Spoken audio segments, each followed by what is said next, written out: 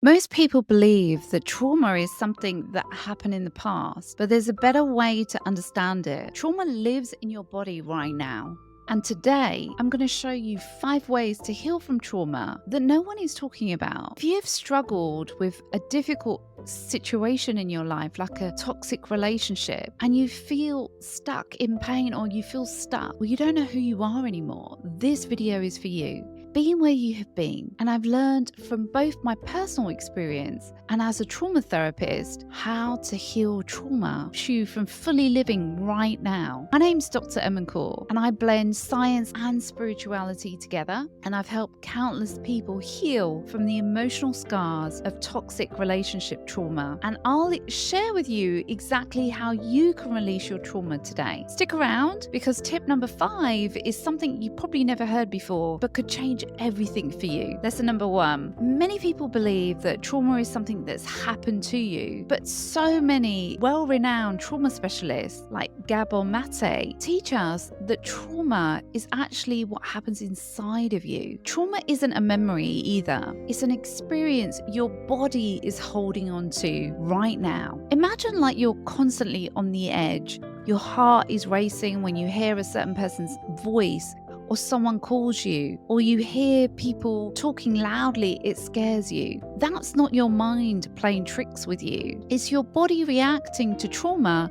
stored into your nervous system. While you can't change the past, you can change how you respond to these triggers now by helping you break free of this cycle of fear of what happens inside of you when something outside happens. Lesson number 2. After any type of abuse or trauma, it's really easy to lose sight of who you really are. A lot of the time, if you're in some sort of toxic environment, they condition you, brainwash you, program you to suppress your own needs and desires, where you might even feel guilty about wanting something, wanting to be happy. You might find yourself questioning every decision you make. There's so much self-doubt, and you constantly then need validation from other people. This is totally your trauma speaking. It's not your true self, because ultimately only you can know what you want. So one actionable piece of advice would be, start each day with a simple meditation. Take some time,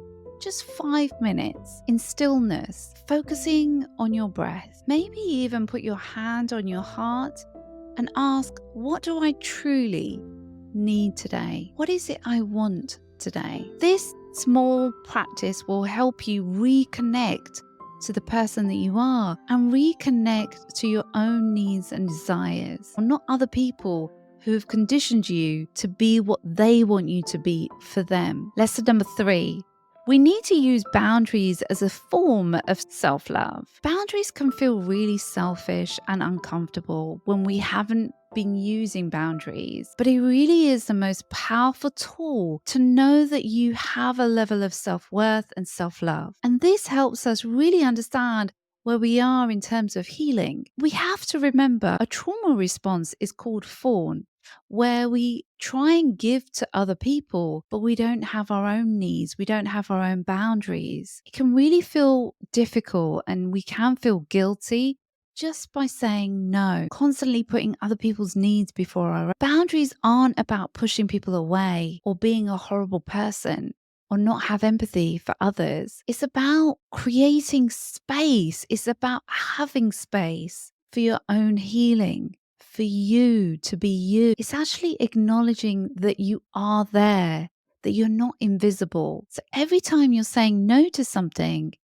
that doesn't serve you, you're actually allowing yourself to say yes to your own healing, to you being you. Think of it as an act of self-love to your best friend, which is you. Lesson number 4, you need to heal your nervous system using grounding techniques. It's a must. When you've been through trauma, your nervous system stays in survival mode. It's living in the past in that way, and it's constantly ready for danger because it's learned that there are fearful and difficult scenarios out there in the world. So even if you notice your heart racing, or your stomach is tightening, or you feel sick, or you've got a headache when you're faced with confrontation or difficult scenarios, that is something that your body is telling you this is a dangerous situation and you need to take note. This is your body saying, I'm in fight or flight, freeze or fawn. When this happens and you feel overwhelmed, get yourself into a safe scenario and then ground yourself. Maybe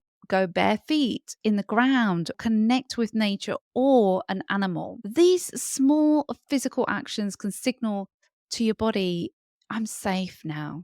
I'm grounded. Having a shower can actually help calm your nervous system down. Things like singing, humming, breath work. There's so many different ways you can allow your nervous system to calm back down. Lesson number 5.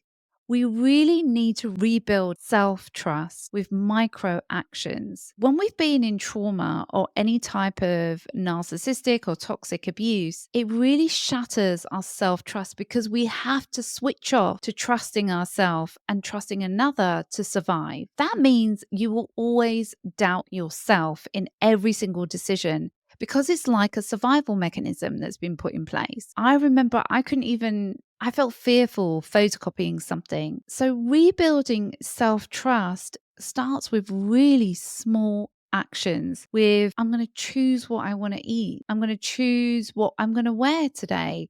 But really feeling in what is it that you want. So start by making very small decisions without consulting anyone else, like what you're going to wear or what you're going to eat. And over these micro actions, you'll build your confidence again and you'll start learning to trust yourself again. If this video has helped you realize that you might want to heal your trauma and you want to explore more, then click the links. Maybe you want to join the free masterclass I've got on healing trauma, or maybe you want to go deeper and apply for the Heal to Thrive program. But take a step to heal and let's take our journey together. If any of this has resonated or supported you or helped you in any way, please like, subscribe, and share. Until next time, sending you so much love. Always be compassionate and loving towards yourself as you're on this journey to self-discovery and self-healing. Till next time, much love.